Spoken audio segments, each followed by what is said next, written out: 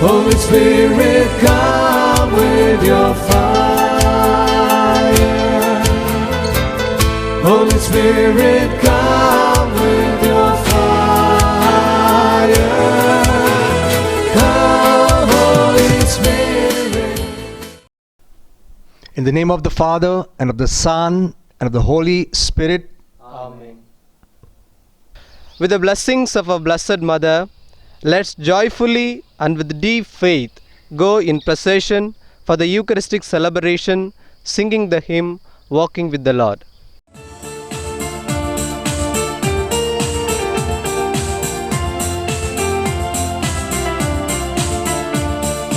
Walking with the Lord, we are walking in the morning. Lift up your hearts, for you're walking with God. Singing to the Lord, we are singing in the sunshine. Lift up your hearts, for you're singing to God. Walking with the Lord, we are walking in the morning. Lift up your hearts, for you're walking with God. Singing to the Lord, we are singing in the sunshine. Lift up your hearts, for you're singing to God. Walking distance miles when we are walking with the Lord. We are walking in the morning. Lift up your hearts, for you're walking with God. Singing to the Lord, we are singing in the sunshine. Lift up your hearts, for you're singing to God. Dear sisters and brothers in Jesus Christ, we have begun this phase of the Synod, meaning journeying together with people all over the world. Already last Sunday, the Holy Father Pope Francis inaugurated this pilgrimage, this journeying together, asking all of us to be aware of this way of our journeying together and of our identity as church, as people of God. The Word of God will accompany us throughout this journey.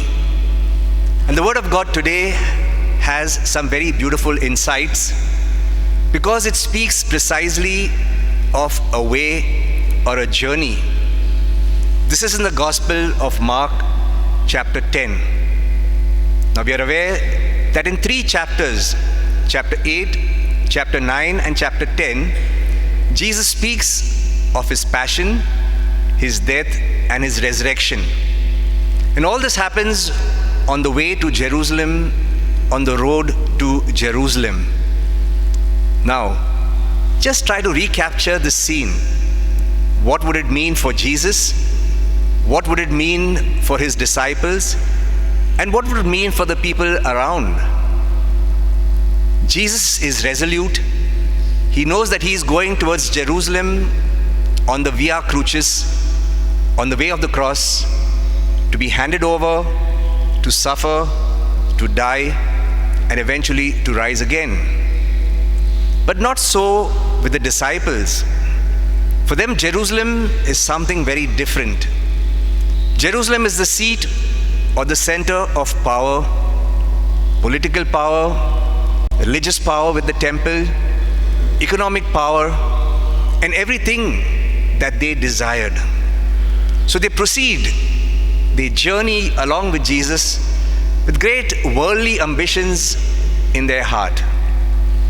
The crowd is very enthusiastic because Jesus, with his words, with his miracles, has whipped up a lot of enthusiasm. So everybody's expecting something big to happen in Jerusalem. And the disciples, being the chosen ones, so to say, are perhaps really elated that they will get something in Jerusalem. Now, interestingly, after chapter 8, Jesus announces his passion, death, and resurrection. You have Peter who is protesting. He says, "No, Lord, this is not for you. You're a big man. You're going to Jerusalem for power and for glory." And what does Jesus say to him? "Get behind me, Satan." Very strong words. The second time, chapter 9, when Jesus again speaks of his passion, death, and resurrection, the disciples do not understand what he is saying. And today, the third time, the gospel passage that we have heard, when Jesus speaks the third time of his passion, death, and resurrection, it seems to go through deaf ears. They hear, but they really do not listen. They do not comprehend the depth and the meaning of these statements of Jesus. And therefore, soon after that, you have James and John, pet disciples of Jesus, asking for seats of power and privilege. Lord, when we get to the glory, when we get to Jerusalem, give us these two seats, your right hand and your left hand, so we might be like ministers. We might have power and authority to rule. Now look at Jesus. He understands them. He knows what is in their hearts and minds. So he just tells them, he says, do you know what you are asking for? Are you ready to drink this cup of suffering? Are you ready to be baptized again for the agony, for death? They really don't know. They say, yes, Lord, we are ready. And Jesus says that it's not for me to decide these things. And then he calls his disciples together. Why? Because the other 10 are indignant. The other 10 are angry at the audacity of James and John. How dare these disciples ask for the right hand and the left hand? Don't we also deserve these seats of power and privilege? So there's nobody who does not want the power, the authority, and the privilege. Can you think of Jesus? After speaking so much of suffering, death, the cross, he sees his closest disciples not comprehending anything. And then he calls them and enters into a dialogue with them. And he says, my dear friends and brothers, in the world, the kings and the rulers want to lord over people with power and with authority. But it must not be so among you. You who would like to be great should become the servant of all, and whoever wants to be first must be last. Jesus is overturning the pyramid of power. Jesus is giving them a new order of relationships. Now, the disciples should have known that there's something like a suffering Messiah. They had it in their scriptures. The first reading speaks of this figure of God's servant, a suffering servant who will bear the iniquities of everybody, who will take upon himself the suffering and the pain of the world. They do not understand, and that's why they make that request to Jesus.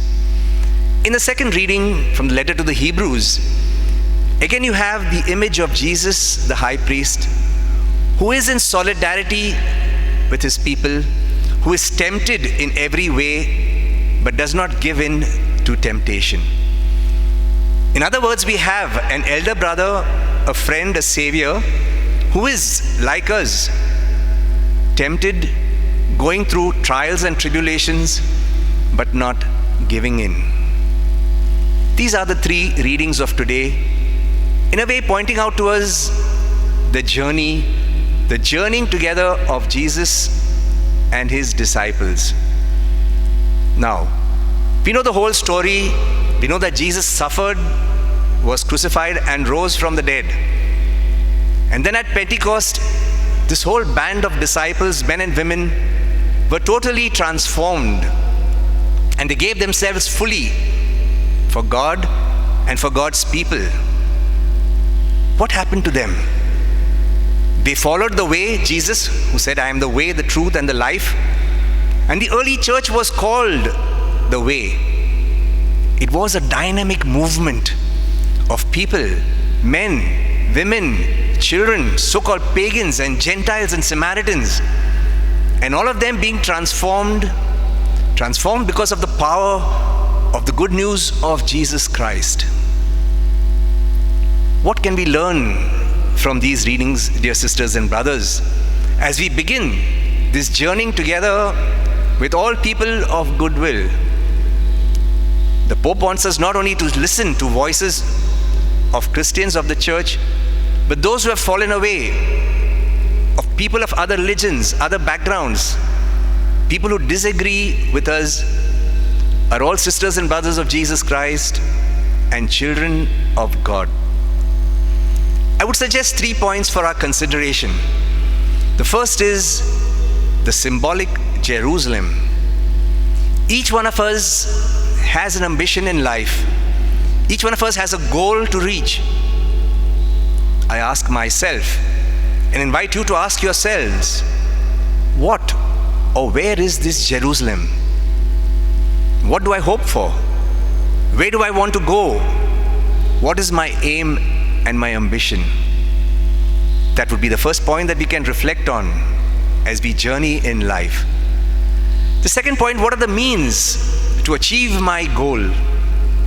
I'm walking along with many people, and all of them are using different means and ways of reaching the goal. So myself as a Christian and as a priest, each one of us over here, whatever be our state of life, we can ask ourselves, how am I preparing to reach this so-called Jerusalem? How am I preparing myself today through my work, through my ministry, to looking around what is happening in the world today? And the third point we can reflect upon is specifically during these days of the pandemic, when so many people are suffering, so many people are crucified in ICUs, so many people being cremated and buried. What is my role in this suffering world? Am I ready to be a servant?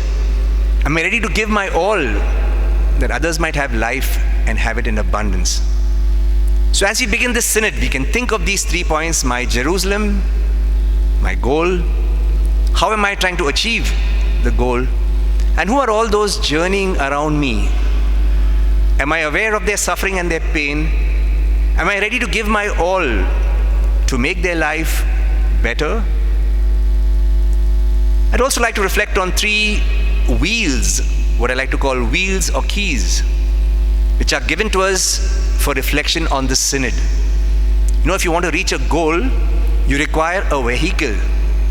And the 3 wheels or keys which are given to us, which you know very well: communion, participation, and mission. Communion. We are here from various communities. Our communities are different.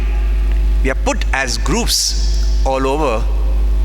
But the point is there communion? At one level, we speak of Holy Communion because we are here at the Mass. But communion would actually mean the life which is given to each one of us at baptism. Each one of you is an anointed one, baptized, given life of the Spirit. And therefore it is the internal bond of unity of all those baptized in the Christ, the Lord Jesus. So we're all very diverse, coming from north, south, east and west, but we form one body, the church, as communion. The second, participation. Each one of us is extremely important, is given gifts and charisms by the Holy Spirit. And therefore, let me ask myself, what is this gift that I have been given? Nothing big, nothing small, nothing great, nothing not so great. Everything is important for us to participate in this beautiful mission of Christ. So nobody can say that I don't have the time, that I don't have the energy, that nothing is going to change. Let us put aside these lame excuses and take part in this whole process of the synod as we journey together as church, contributing our little might. And finally, mission. We are here in the Mass, and the Mass is the Misa. The symbol you see in front of you, that orange kind of sun, that symbolizes the Eucharist, the host. And the very fact that we've come together as a community, as God's people, you will be sent forth, ite missa est, sent forth on mission. And Pope Francis says it very beautifully, I am a mission, Evangelii Gaudium number 273. Not just I have a mission, but I am a mission. And if I am a mission, it is part of my DNA, then I have no other way but to go out to the world with love, with joy, with peace. Dear sisters and brothers, today the Lord comes in our midst, holding out His hand, asking you to hold His hand. The Spirit is in our midst, empowering us, pointing out the way, telling us to go forth. And we go forth with all peoples of goodwill. Like the transformed Peter, James, John, Mary Magdalene, all of them, who initially were looking for power and authority, but finally gave themselves to God and to God's people. So let us spend this time, this period of grace, listening to what people are saying, listening to what they're not saying, their silence of pain. Let us pledge as individuals and church to journey together. This is a spiritual process, and the Spirit of the Lord leads us. Let us be sure that He calls you and me, every one of us, to venture out with courage. And let us not bother about what happens during this journey, knowing fully well that Jesus, the way, is with us, that the Spirit of the Lord is empowering us, and that Mary, our mother, we began our pilgrimage at the grotto. Mary, our mother, who accompanied Jesus and accompanied the church at Pentecost, is present with us. And as a community here, getting the blessings of Francis Xavier, this community is dedicated to Francis Xavier, the great missionary. Let us ask the Lord to bless each one of us, to bless the whole church as we venture out in love, faith, justice, peace. Let us say this prayer together. We stand before you, Holy Spirit, as we gather together in your name, with you alone to guide us. Make yourself at home in our hearts. Teach us the way we must go and how we are to pursue it. We are weak and sinful. Do not let us promote disorder. Do not let ignorance lead us down the wrong path, nor partiality influence our actions. Let us find in you our unity, so that we may journey together to eternal life, and not stray from the way of truth and what is right.